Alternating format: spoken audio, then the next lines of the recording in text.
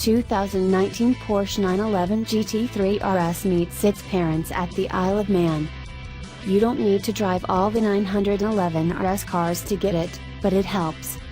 Isle of Man, a line of Porsche 911 GT3 RS cars, spanning several generations, splays out along the narrow two-lane road. The Isle of Man is damp, rain sputters against the grassy hills, and as we climb Snaefell Mountain Road, each car in succession is obliterated by fog. Suddenly, I'm alone in the oldest and most precious of the lot, an original 2.7 RS, feeling my way up the mountain at a snail's pace, peering ahead at the massive RS wings swimming in and out of the mist.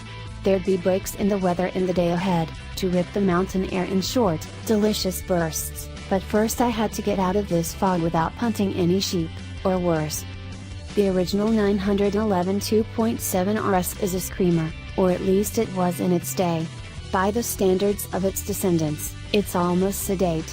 And there's no real comparison to its explosive, searingly green successor, a 2019 Porsche 911 GT3 RS with the Touch package, which is the main event, or at least, it would have been, with dry roads and a guy named Mark Higgins to chase around the island. But this is no place to push the limits when you can't see 25 feet in front of your bumper. Instead, we'll take a step back and observe the bigger picture of what it means to be an RS model, and what the future holds for the 911. Last year, to celebrate the 1 millionth 911 produced, Porsche assembled a similar parade of important 911 models and let them loose upon Scotland's back roads.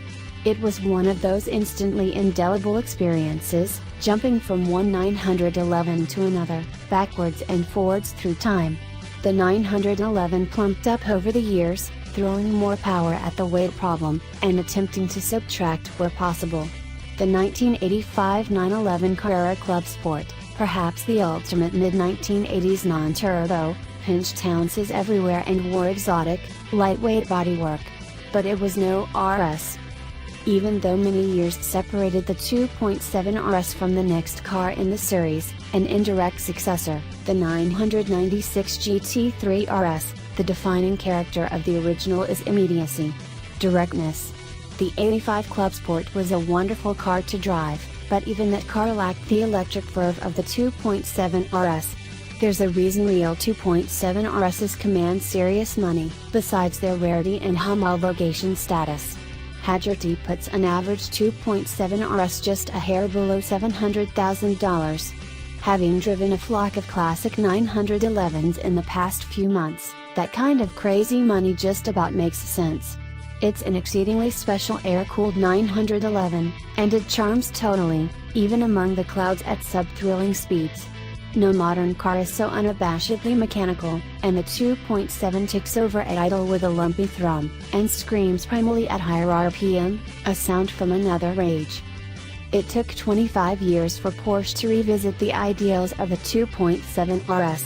In the intervening years, some wild Porsches came out, the 930 Turbo, the 993 GT2, and some lightweight specials like the 964 Carrera RS. But it took a heretical notion to really return to form: water cooling. The infamous 996 series showed up for the 1998 model year, with a 3.4-liter flat six and a much criticized, plasticky interior. It shared aesthetics and some mechanicals with a lower-rent Boxster. It was, at least at first, a questionable 911.